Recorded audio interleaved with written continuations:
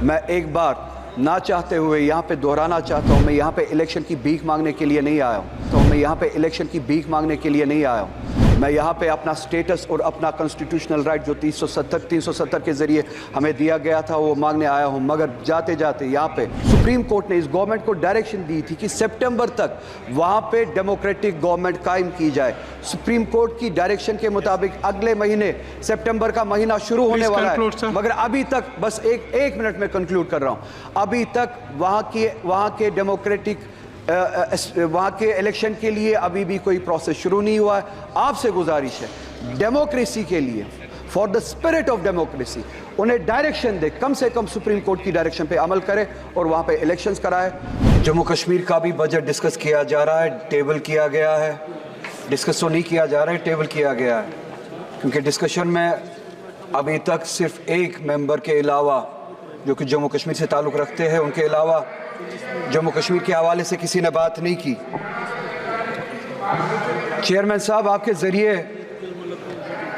मैं ये बात बताना चाहता हूँ यहाँ पे इस ऐवान को कि ये बजट का यहाँ पे होना, जम्मू कश्मीर का बजट पार्लियामेंट में प्रेजेंट करना, पार्लियामेंट के ज़रिए बनाया जाना, यूनियन गवर्नमेंट के ज़रिए बनाया जाना, ये एक सोवरेन बिट्रेयल है, धोखा है जम्मू कश्मीर के लोगों के साथ।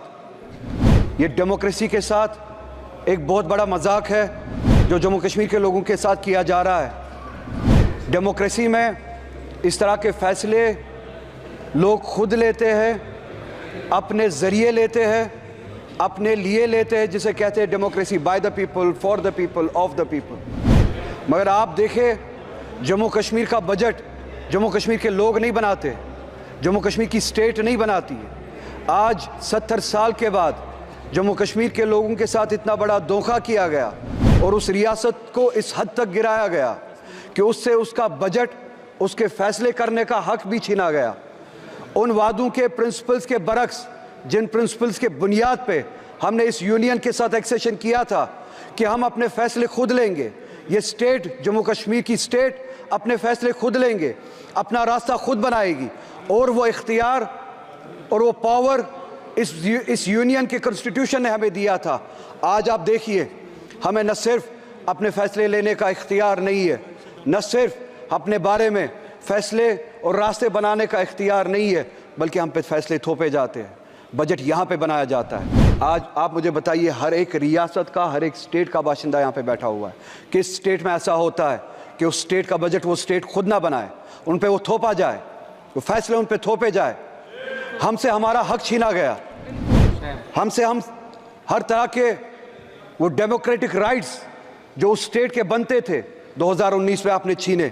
370 एक कड़ी थी जिसके ज़रिए हम इस मुल्क से जुड़े थे, और उस आइन के उस आर्टिकल के ज़रिए हमें वो हुकूक दिए जाते थे, हमें हमारे सब्जेक्ट्स पे लेजिस्लेट करने का हक दिया जाता था।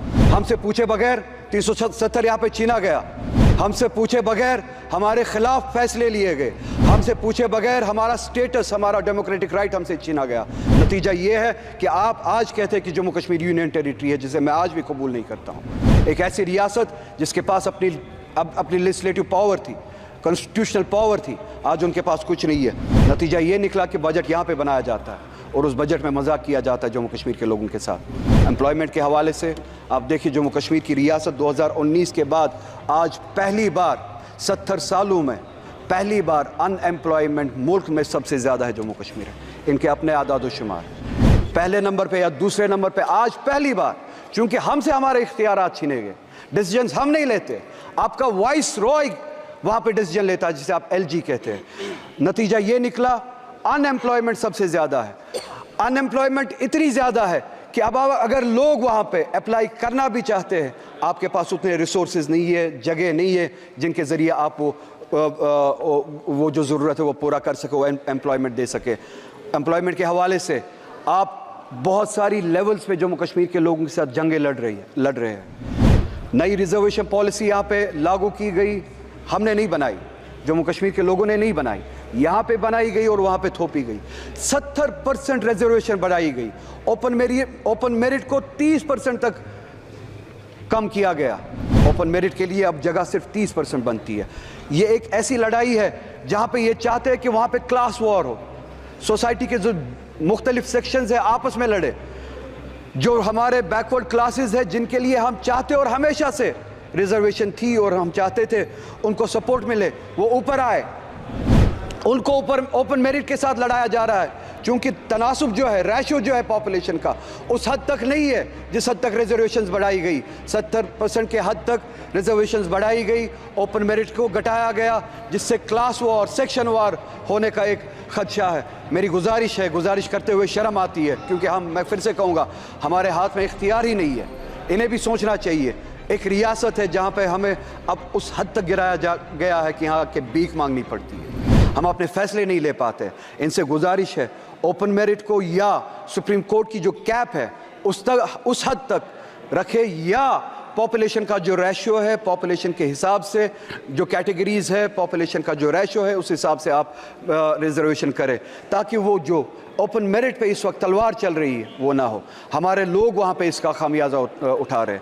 اسی کے ساتھ ساتھ ہمارے جو ویکنسیز فل کرنے کے لیے جو ڈیلے ہوا تھا کووڈ کی وجہ سے, کووڈ سے پہلے ہم اسٹیٹ پہ تالا لگایا گیا تھا 2019 میں, اگر یہاں پہ سب کو یاد ہو.